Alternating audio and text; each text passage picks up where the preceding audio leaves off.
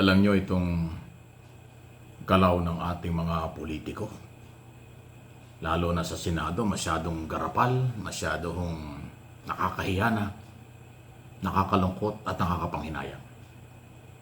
Napakalaki po ng pera, bilyon-bilyon ang ating ginagastos sa Senado. Taon-taon, milyon-milyon buwan-buwan. Pero lutang na lutang po ang kampihan, sobrang pamulitika. Yung mga panukalang batas na papabor sa mamayang Pilipino parang nakakalimutan na eh. O parang hindi na priority. Wala tayo ibang nabalitaan dyan kung hindi sabit sa korupsyon, pagkatapos nag-aagawan ng posisyon, naglalaglagan, nagpipersonalan, at walang respeto sa isa't isa.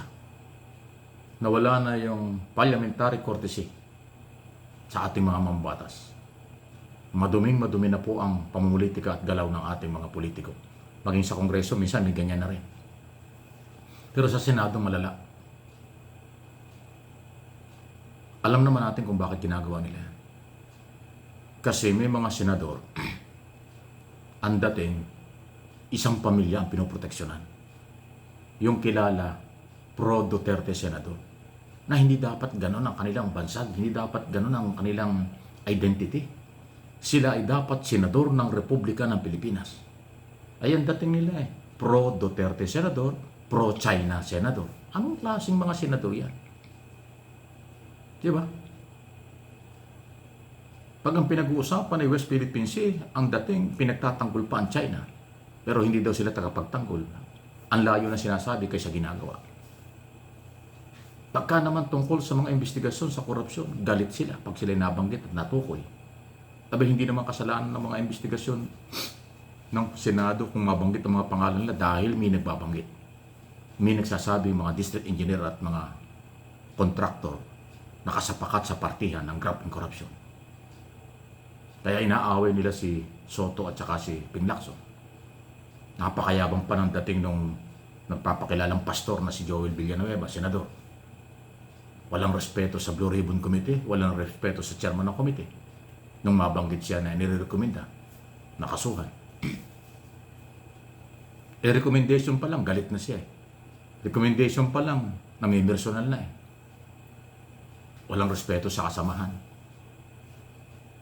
Hindi nila alam na at nakakalimutan nila, alam nila dapat na ang Kongreso, Senado, ang trabaho mag-imbestiga in aid of legislation at magrekomenda after ng hearing kung sino dapat na kasuhan administratibo or criminal.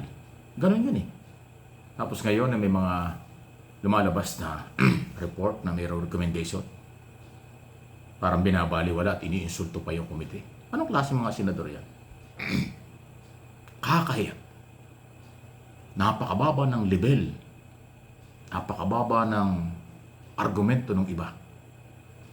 Yung iba nga dyan eh, pumirma na, winithdraw pa ang signature nila. Yung iba naman dyan, atat na agawin ang liderato ng Senado para proteksyonan si Sara Duterte dahil alam nila aabot sa Senado ang article of impeachment na ngayon ay malapit na simulan. Actually, gumagalaw na sa Kongreso dahil nai-refer na ng Secretary General ng Kongreso sa Speaker sa office ang dalawang impeachment complaint laban kay Sara Duterte. Kaya nagkukumahog yung mga Duterte senador na maagaw ang majority ng liderato. At alam naman natin yan, mayroon tayong sariling opinion at tayo entitled dyan. Gusto nilang pagtakpan, may pagtanggol, huwag ma-convict si Sara Duterte. Samantalang ang usaping ito, kahit political, ay pera ng bayan ang pinag-uusapan. Betrayal of public trust na walang tiwala ng taong bayan sa Office of the Vice President. Yan ang issue dyan dahil sa korupsyon. Tapos kakampihan, pagtatakpan, ay anong klase? Ganong kasama na. Ganon ang kababa ang level ng ating mga politiko sa Senado. Nakakalungkot. Buti sana kung nababawasan ang ating gastos. Hindi naman eh. Tuloy-tuloy po ang milyon-bilyon taon-taon na ating gastusin sa kanila. Pero tingnan ninyo kung anong kanilang accomplishment. Meron ba silang mga sensitibo at magagandang panukalang batas na pinag-usapan? Wala. Nandiyan na nga yung utos ng Pangulo na bigyan ng priority ang anti-political dynasty. Wala pa tayong narinig sa kanya kung sino seryoso eh. Ang dami yung magagandang panukala para susugan at palakasin ang ekonomiya ng ating bansa. Para magkaroon ng pera ang gobyerno at umunlad ang bansa. Wala rin gaano pinag-uusapan. Puro pamumulitika. Kampihan ng kampihan. Alam nyo, maraming nagsasabi, abolish na lang ang Senado. Ako, pabor na ako dyan eh. Ang problema lang, hindi po ganun kadali. For your information, mga kaibigan, Luzon, Visayas, Mindanao ng mga Pilipino at sa buong mundo. Kung gusto nating ma-abolish ang Senado, kailangan magkaroon ng charter change. Baguhin ang saligang batas. Kasi ang saligang batas po ang nag-utos na magkaroon ng Kongreso at Senado. At hindi yan mawawala hanggat hindi nababago ang 1987 Constitution. At kahit mabago ang ating saligang batas, meron pa rin hong mga mambabatas. Ang kailangan baguhin ay sistema ng gobyerno. Federal to parliamentary. Presidential to federal or presidential to parliamentary system of government. Yun ho yung pag-asa na lang natin. Pero kung ating pong susubaybayan at papakinggan at bantayan itong mga politiko, walang gumagalaw sa pagbabago ng saligang batas. Kasi sila ang tatamaan doon. Ayaw nilang tabaan sila. Basta panukalang batas na sila ang tatamaan, sila ang maapektuhan, hindi nila ginagalaw yan. Kaya ho, nakakalungkot, nakakapanghinayang talaga. Sa laki ng perang ginagastos natin sa kanila, tapos yung iba sangkot pa sa korupsyon, tinamaan ang kulog na yan. Pinagnanakawan pa tayo. Niloloko na tayo, pinagnanakawan pa. Ginagastosan na natin lahat sila.